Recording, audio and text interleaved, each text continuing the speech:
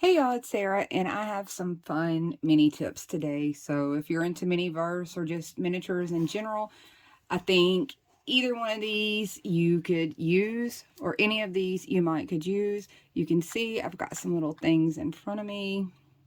So I've got some carrot sticks and some chopped carrots. I've got some purple onion or red onion, whichever one you want to call it. Just some green and little flakes of brown. Those could really be added into anything for color, but I want to talk about some of these other ones. I've got a few other things sitting to the side here. So I've got just some diced onions down in there. Maybe you can see some little diced tomatoes, some sauteed red bell pepper, and then some diced purple onions. So let's get into it. And this is what I'm using. So today I've got a bunch of glue sticks. These are just hot glue sticks in solid colors. I've already chopped up all of my red, or what I had left of red, and I've got just your normal glue stick and then a couple of colors. And we're gonna play with carrots, red/purple onion, tomatoes, and bell pepper. So the other thing that you need is a razor blade or a craft knife or something like that. And I've already chopped like little disc size versions of these off, and you can kind of see about what size I used. And you're going to need a couple of markers, and I'll get to that when we start adding color. But let's start with the red that I've got here. And I'm just going to do my best. Try not to cut yourself. And you just want to slice through. None of my slices are perfect. And I'm going to gauge, depending on how the slices come out, some may become bell peppers and some will become just diced tomato. And I'm going to do this part off camera so I don't make you guys nervous. I usually make my husband nervous with sharp objects since I do have some arm control issues, so it scares him every time I touch anything sharp. But you're just going to get it somewhere along this line. Hopefully you can see here kind of how I slice this down. And I'm going to pick out strips that I think will work as bell pepper. And I'm probably going to need some tweezers. So I'm going to start pulling some strips out that I think are kind of bell peppery. And then all my really weird ones will end up getting diced up like tomato. And I think that's enough just to kind of give you an example of what I'm doing. So I'm taking this alcohol marker, and it's a #1 wine red, and it kind of gives a darkened edge, so it looks like these bell peppers have been cooked. And I'm only going to do it down one side.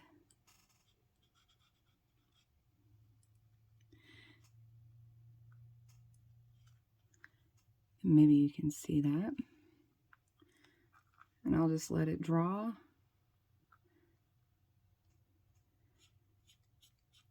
And you want to give it plenty of time to dry before you actually go using them. That way the ink stays put when you use resin over them. And I've already tried this, guys, with several other things that I've shared. Now, I will tell you, if you're sitting there stirring this around, in your resin over and over, you are likely to remove the ink.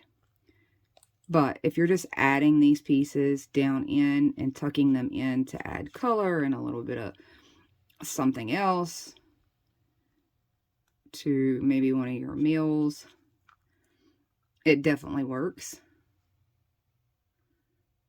So now I've got a lot of sauteed bell pepper strips, and I'm recycling some of my empty little containers, obviously, my little Miniverse containers. I'm just recycling those because they're small enough to hold a lot of this. You can always sort them in some kind of little bin, and you just have them to toss into something, and I'll show you what I mean. I'm not going to technically add this to anything that I've got right now, but I'll grab just a little meal that I have close by. Let's see. I have some lamb chops that's already put together, and it's got some bits in there, but if I just happen to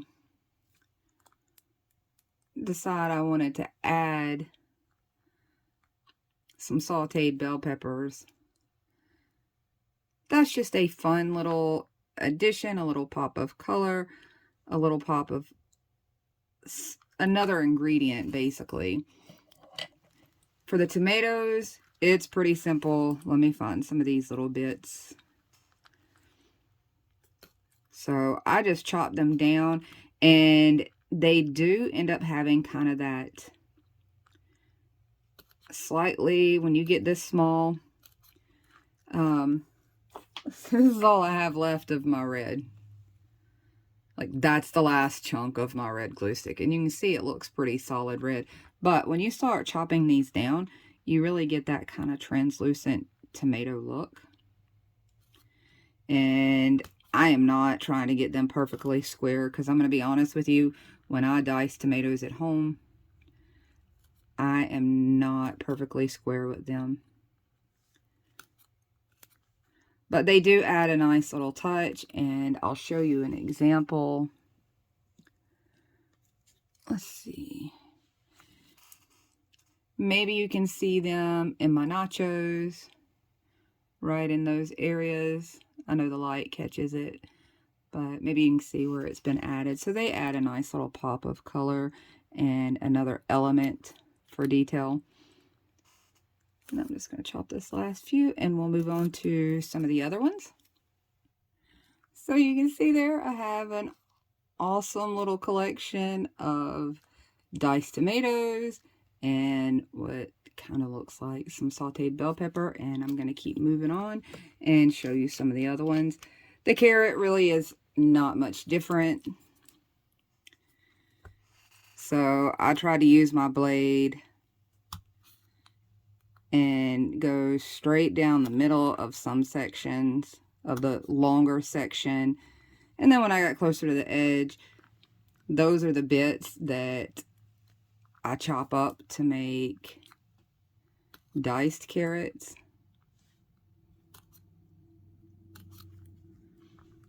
And then those longer bits become my carrot sticks. I'm just going to do that again really quick.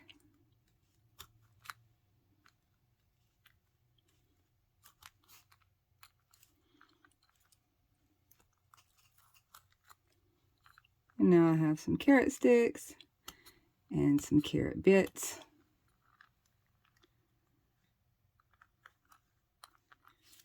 And you can see I've just got them stored in one of these double-sided ones. And I can just add my carrot bits in there and my little carrot sticks. And it turns out super cute. Okay, now that we have our carrots done, let's jump into the normal looking glue stick, just your normal everyday glue stick. So doing just white onions, pretty straightforward. You're just going to dice it down to really whatever thickness you want your little diced onion to be. And I think I have an example of where I've used the white onion. Let's see if I have something nearby.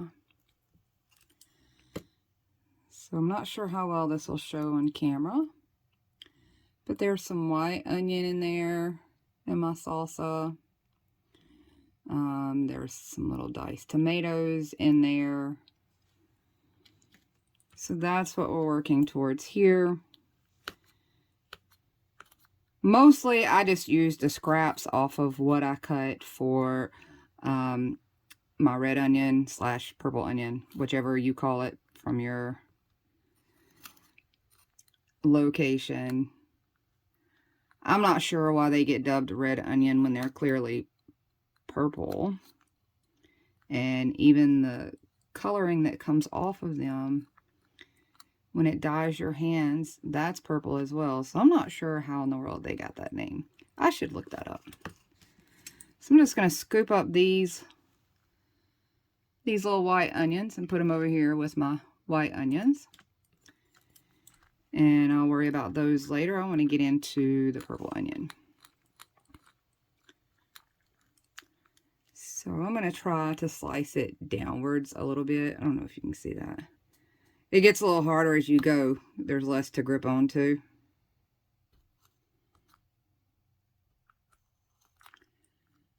If you can cut in a curve, even better for you.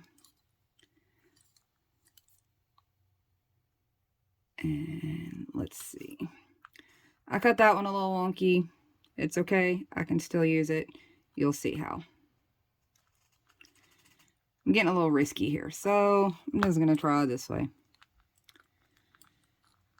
Okay, this one here, I cut kind of ridiculous. So I'm going to try to cut it down a little bit more. And let's jump into what I did to get that oniony look. You have to kind of look at your glue sticks because not all regular glue sticks are created equal. I've got some that are almost crystal clear. This one's not. This one's really cloudy. And then I have some, I get a lot of mine at Dollar Tree. And Dollar Tree has a little bit of inconsistency with theirs. Sometimes they're this white cloudy look. And then sometimes they're a yellow cloudy look. So the yellow cloudy look, I've also diced up as yellow onion to have it. But I'm going to go ahead and cut some of these down into cubes, just like I did. Or dice it, I guess. They're cube-ish. So maybe you can see that. I know it's kind of clear.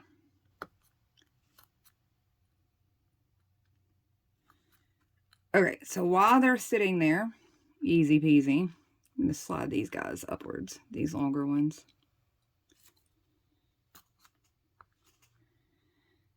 The little ones, the diced ones, are pretty simple. And I'll show you what I mean. I'm using another alcohol marker, and in this instance, I'm using a number 81, and it's labeled as Deep Violet. I tried several different purples, but this was the most accurate one to an onion. And I'm just going to, my marker's pretty juicy. So you can see all I had to do is just set it down on there. Can you guys see that? I'm going to move that a little bit. So on one side,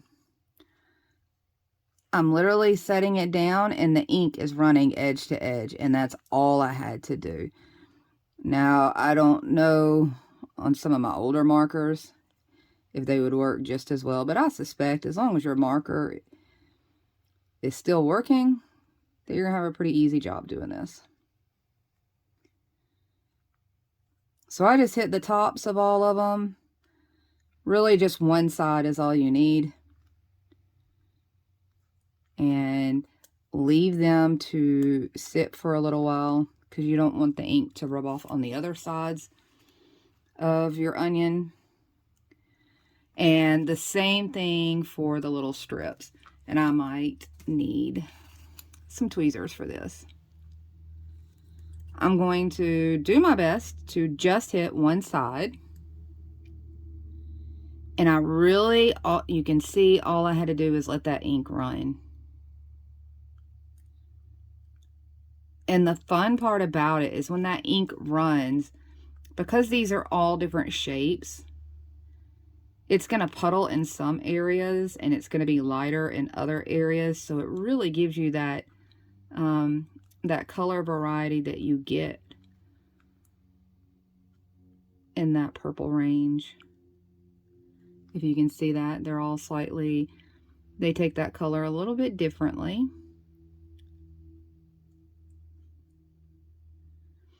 And I feel like this works better just setting your marker on there and then maybe move it in around a little bit rather than trying to color it on there or swipe it on there. If you see, when I swipe it on there, it's really translucent. Now you can do some that way and then some the darker way so that you have even more variety of color. Like maybe on the thinner strips, I might do that, since I feel like they would look lighter. I don't know how well you guys can see that. But look how oniony that looks.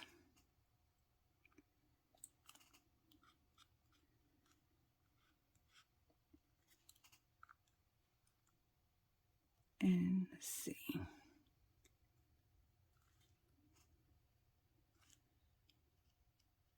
Make sure I get the edge, but maybe you can see just how much that really resembles an onion. So there's all my little veggie ideas that I wanted to share at this time. I tried to find one of the more yellowed glue sticks. This one's actually a little on the clear side. Usually they're a little cloudier and they're kind of this yellow tone, and I'll bring out the one that I was using.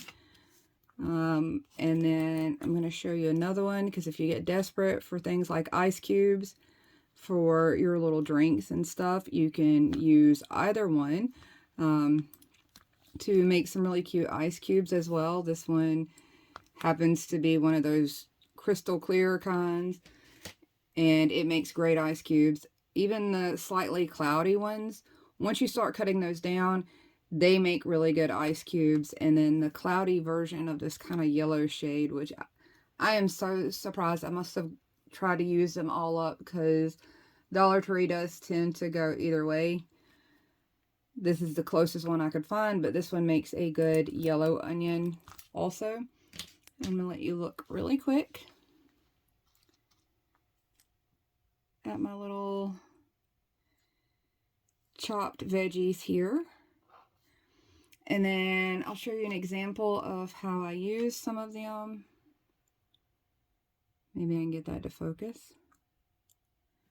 so you can kind of see how they look. The tomatoes really look great just from the hot glue. So that's all I wanted to share. It was just something that I have been using. I had these glue sticks. I don't really use colored glue sticks. Someone gave these all to me, and I've been using them for other things. I've used them as candles. I've used them as candies. And I've used them as little things like this. Eventually I'm going to get them all used up. You can see I'm getting there. That's the last of my red. So if you have any questions or you want more ideas like this for your Miniverse miniatures type world, let me know. I'll keep tossing these ideas out. I am not technically a miniaturist. I'm more of just a hobbyist that happen to like miniatures, and I'm going to use every cheat and shortcut that I can find, especially with things I already have and I need to use up. This is one of those things. So if you want more ideas like this, let me know down below, and I'll talk to you guys soon. Bye, y'all.